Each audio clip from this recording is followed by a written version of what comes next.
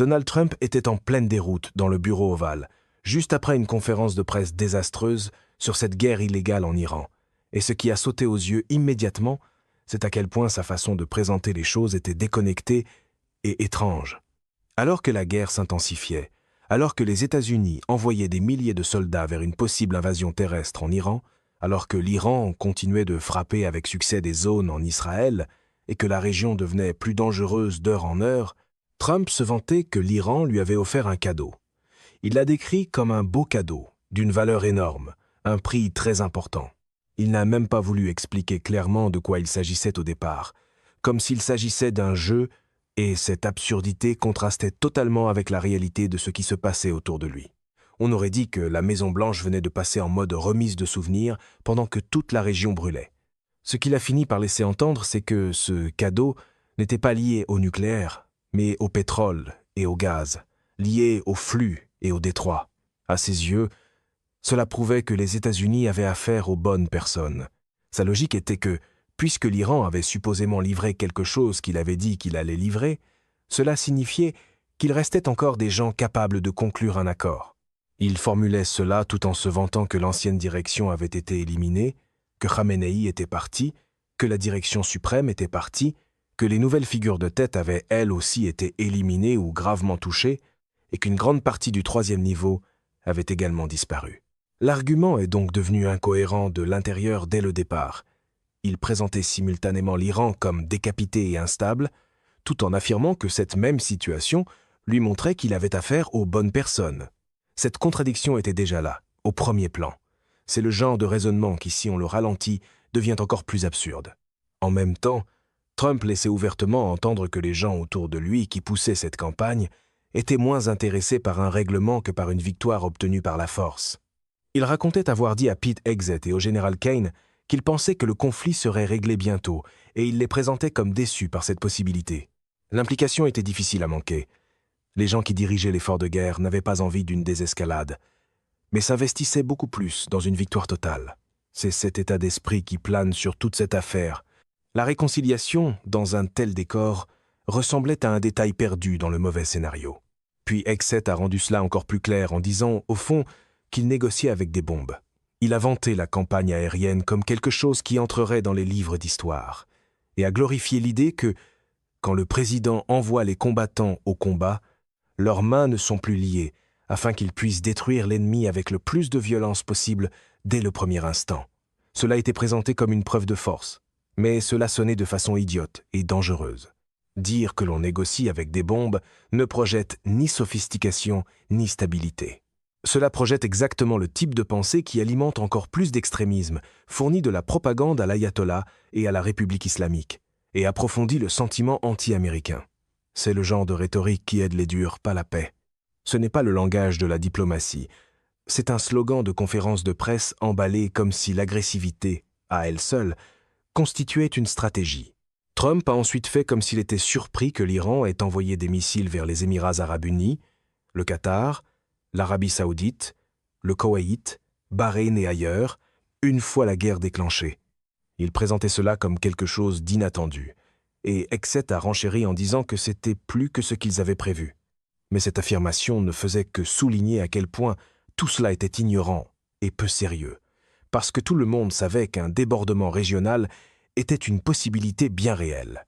Ce n'était pas un développement choquant que personne n'aurait pu prévoir. La communauté du renseignement le savait, les analystes le savaient, quiconque suivait la situation le savait. Ainsi, au lieu de démontrer une quelconque maîtrise, Trump se vantait en gros à quel point il avait été mal préparé et mal informé. Il est difficile d'appeler cela une surprise, quand presque tout le monde avait déjà lu cette partie du scénario, sauf l'équipe qui tenait les micros. En même temps, ce qui devenait clair à travers les reportages extérieurs, c'est que les États-Unis tentaient d'utiliser des médiateurs régionaux, notamment l'Égypte, le Pakistan et la Turquie, pour tenir des pourparlers de paix de haut niveau avec l'Iran. Le problème, c'est que l'Iran ne répondait pas et ne voulait pas tenir ces discussions. Il y avait aussi une inquiétude de la part de Benyamin Netanyahou. Si Trump concluait un accord qui n'atteignait pas les objectifs d'Israël, ce serait un gros problème pour Israël. Cette tension importait, parce qu'elle révélait la fracture stratégique sous la mise en scène publique. il y avait des efforts pour ouvrir des négociations, mais il y avait aussi des acteurs qui préféraient clairement une guerre plus large et plus dure. En surface, on cherche une sortie. À l'intérieur, on a plutôt l'impression que plusieurs préfèrent encore le bruit des explosions, parce que ça cadre mieux avec le décor. Puis Trump a commencé à traiter ouvertement les éliminations de dirigeants comme un changement de régime. La logique était essentiellement que, puisqu'ils avaient tué les anciens, il y avait maintenant un nouveau régime. Il présentait cela comme si les États-Unis avaient déjà obtenu un changement de régime simplement en effaçant la direction précédente, puis en éliminant les gens réunis pour la remplacer. Autrement dit, il présentait la destruction de couche après couche comme un succès, tout en admettant que le nouveau groupe pourrait être encore plus extrême et qu'il faudrait simplement attendre pour voir ce qu'il allait devenir. Ce n'est pas une stratégie cohérente.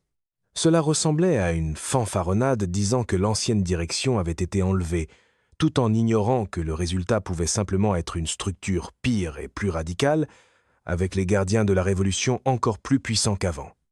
C'est le genre de succès où chaque nouvelle explication fait paraître la précédente encore moins réfléchie. Et il n'était même pas subtil quand il déclarait la victoire. Il a dit explicitement que cette guerre avait été gagnée. Il a affirmé que les seules personnes qui voulaient la faire durer étaient les faux médias, en particulier le New York Times. Il s'est moqué de l'idée que les États-Unis pourraient ne pas être en train de gagner, en disant que l'Iran n'avait pas de marine, pas d'armée de l'air, rien du tout, et que des avions américains volaient littéralement au-dessus de Téhéran et d'autres parties du pays sans que l'Iran puisse faire quoi que ce soit. Voilà quel était son message. La guerre est gagnée, les médias mentent, et tout le monde devrait accepter cette version triomphante des événements.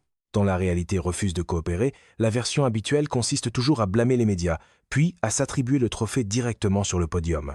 Mais même cette confiance s'est effondrée immédiatement sous le poids de ses propres contradictions.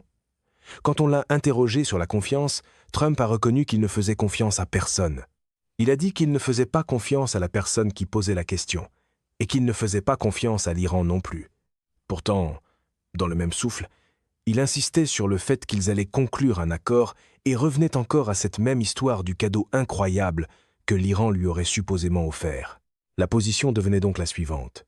Il ne leur fait pas confiance. Il ne sait pas vraiment à qui il a affaire. Il prétend avoir détruit leur direction, et pourtant il continue d'affirmer qu'un accord est inévitable à cause d'un mystérieux cadeau. Ce n'est pas de la clarté stratégique.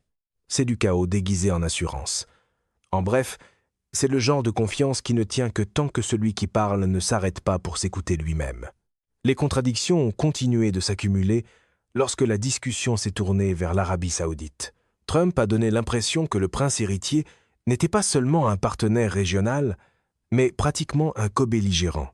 Lorsqu'on l'a pressé au sujet de rapports disant qu'il avait parlé à Mohammed Ben Salman et que le prince héritier l'encourageait à prendre certaines mesures liées à l'Iran, Trump l'a qualifié de guerrier et a dit qu'il combattait aux côtés des États-Unis. Il a aussi encensé l'Arabie saoudite, les Émirats arabes unis et le Qatar, en les décrivant comme excellents et incroyables. Ce moment était important, parce que la question avait été délibérément vague, probablement parce que l'Arabie saoudite essayait, au moins publiquement, d'éviter de paraître ouvertement impliqué dans la guerre. Trump, fidèle à lui-même, a foncé à travers cette ambiguïté et a parlé comme si MBS était ouvertement à ses côtés dans le conflit. Compte tenu des reportages plus larges et des liens financiers qui gravitent depuis longtemps autour de l'univers Trump et du Golfe, ce n'était pas un simple petit dérapage rhétorique. Quand la diplomatie floue croise le style Trump, ça finit souvent par le moment où la partie que tout le monde essayait de dire à voix basse se fait crier au milieu de la salle.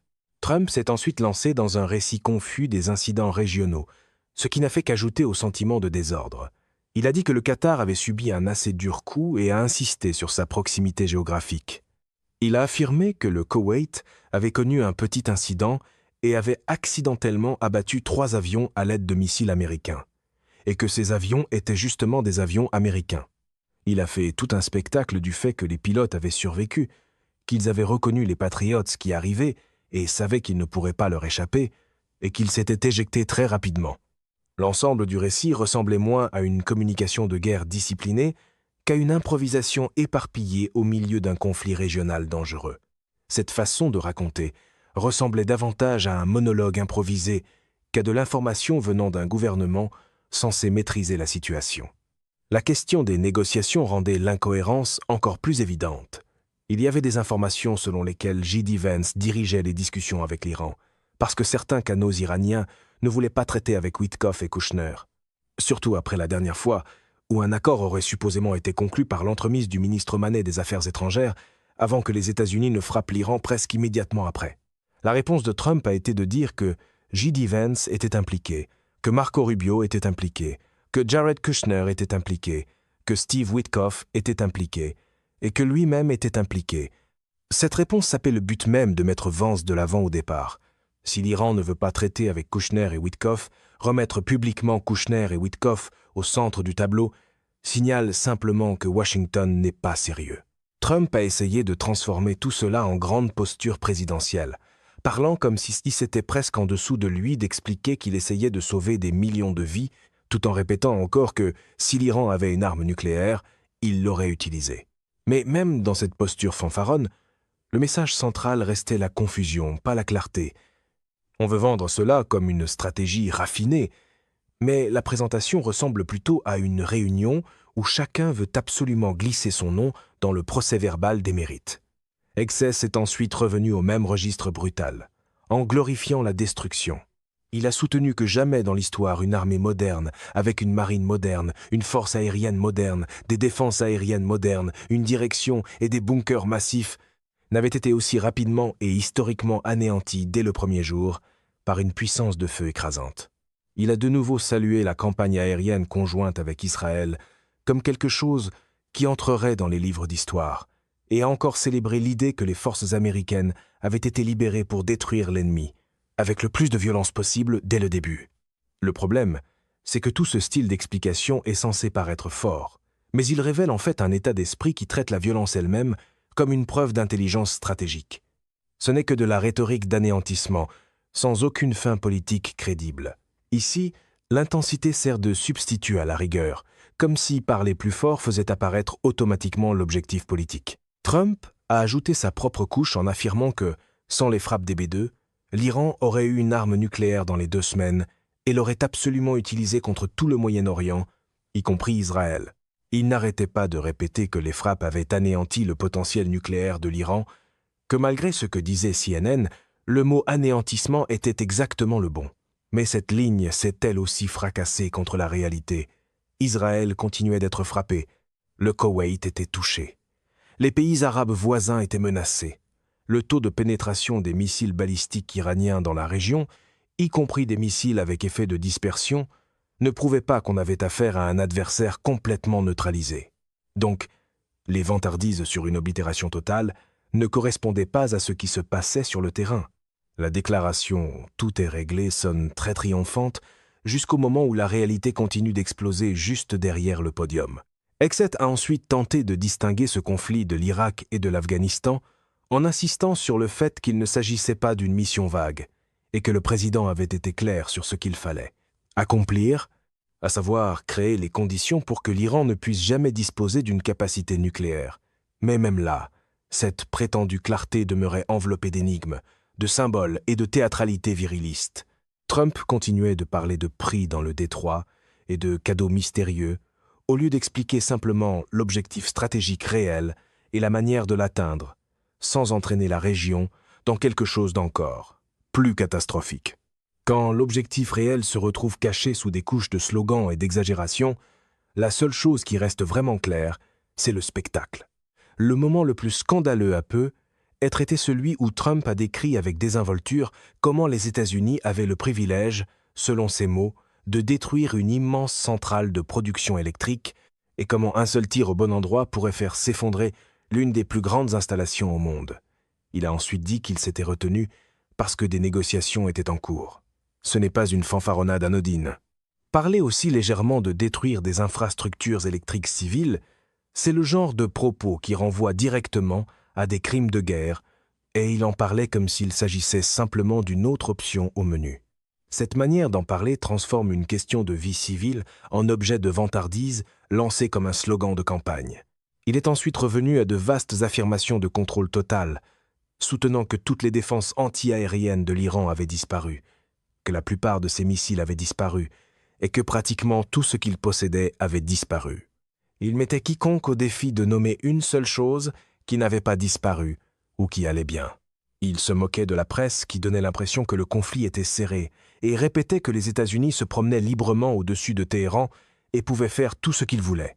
Encore une fois, le problème avec ce récit, c'est qu'il était démenti par tout le reste de ce qui se déroulait dans la région.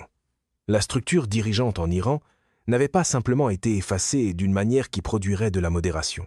Au contraire, une configuration plus extrême semblait avoir été renforcée. Les gardiens de la révolution islamique étaient devenus encore plus centraux. L'influence de l'Iran sur le détroit d'Ormuz demeurait sérieuse. Ainsi, ce récit d'élimination totale et de liberté totale ressemblait beaucoup plus à du théâtre politique qu'à une réalité stratégique. C'est le genre de langage d'une opération de promotion de puissance, pas celui d'une évaluation lucide des conséquences. Comme si la conférence de presse n'était pas déjà assez dérangée, Trump s'est ensuite lancé dans une étrange parenthèse au sujet de quelqu'un qui serait le seul autochtone au Sénat, réagissant ouvertement à l'identité de cette personne dans ce style trumpien, à la fois maladroit et démonstratif. Cela n'ajoutait rien de substantiel, mais cela reflétait le même ton indiscipliné et égocentrique qui revenait sans cesse tout au long de l'événement.